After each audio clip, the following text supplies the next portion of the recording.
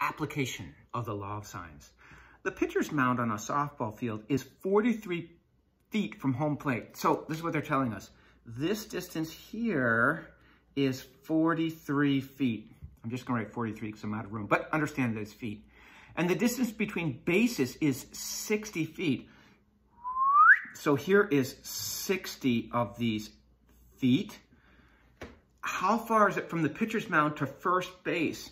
Center of the pitcher's mound to first base. So this is what we don't know. Do we know any other information? Well, take a look at the base of the plate here. This is 90 degrees at home plate. So if we cut it in half, we've got 45 degrees down here. Now, look at how complicated my diagram is. Sometimes taking a diagram like this and drawing a schematic simplifies things quite a bit. By the way, we're told that you can't assume that the pitcher's mound is halfway between home plate and second base because it's not. That would be another way to approach this. Sometimes it's easier to draw a schematic. So I'm going to take this information and put it on a simpler triangle. So here is my drawing. This was 45 degrees, this was 43 feet, and this was 60 feet.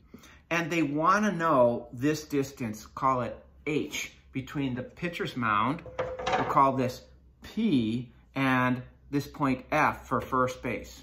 All right?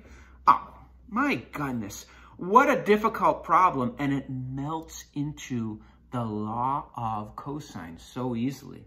Can you see that this squared is going to equal this squared plus this squared minus 2, this, that, cosine of this.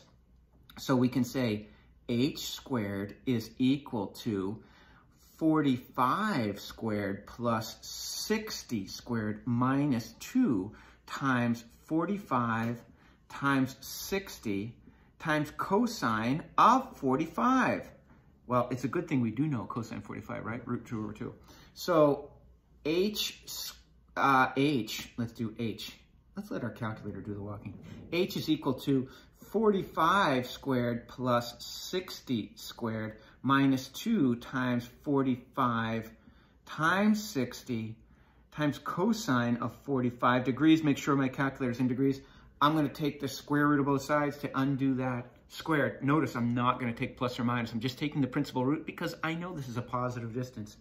And H is equal to, we get the square root of 1800.33 feet, which is about 42.43 feet.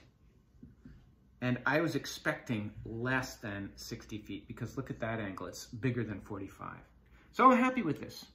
Here we have another wonderful application of the law of cosines. A ship is traveling 60 miles due east. Now that's important for us.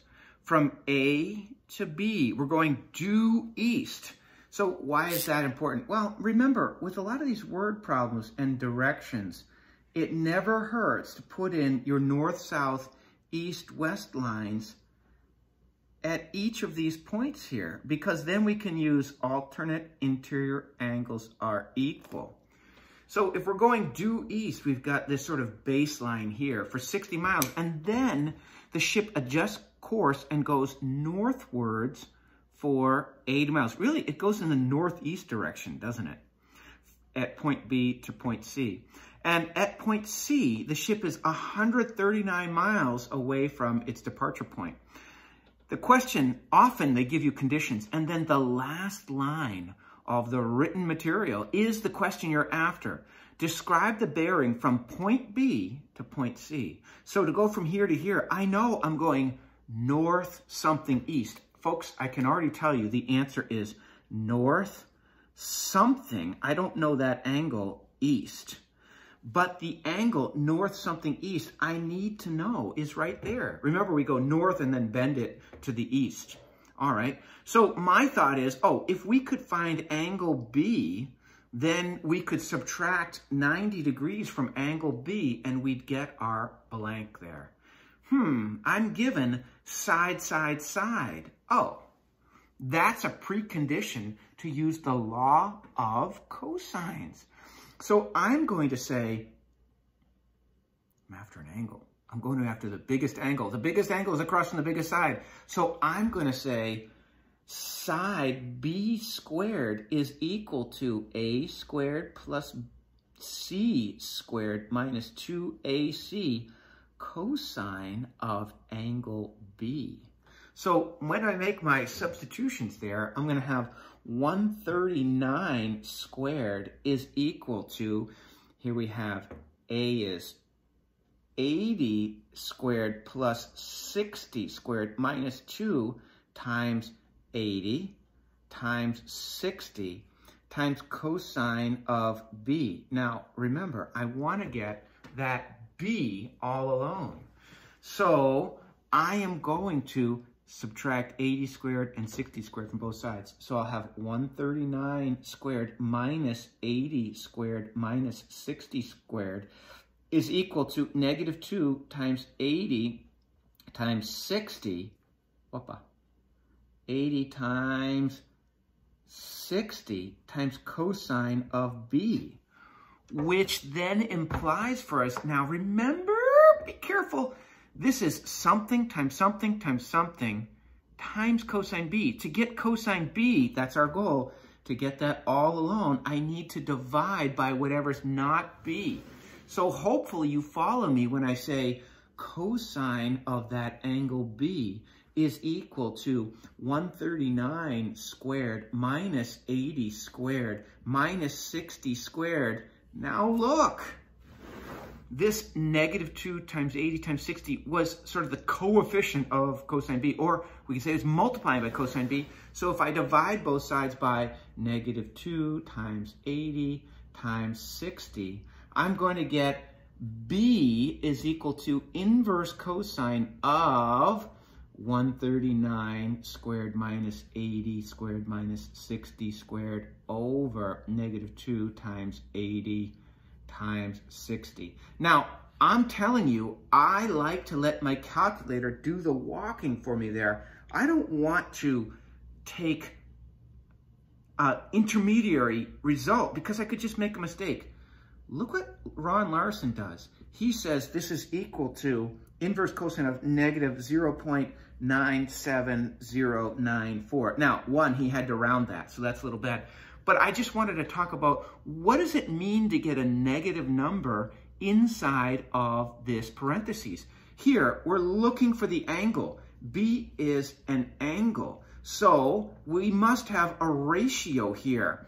And remember, for inverse cosine, that has to be between negative 1 and 1. Is it? Yes, we're all set. Well, the ratio is negative. Remember, inverse cosine has the dark side of the moon down here, and we get answers from 0 to 180 degrees. This is what I'm talking about. All students take calculus. Take a look here. Cosine is the x. It's positive here, but negative ratios will give us, you guessed it, an obtuse angle. So when I see negative, I tell you, I don't find this intermediary because I like to let my calculator do the walking.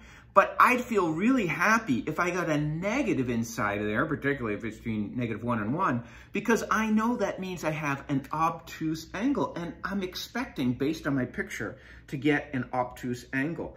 So when I do this, I get 166.15 degrees. So look what I just found here. Let's be proud of this, right? Put it in a purple cloud. 166.15. I found this angle as 166.15 degrees. Now, I want to find this little wedge of cheese. So if I do 166.15 degrees minus 90, because I know if I drive my north, south, east, west lines, I'll have this little acute angle here, which is 76.15 degrees. So I knew my answer. So if this is 90, the whole thing is 166.15.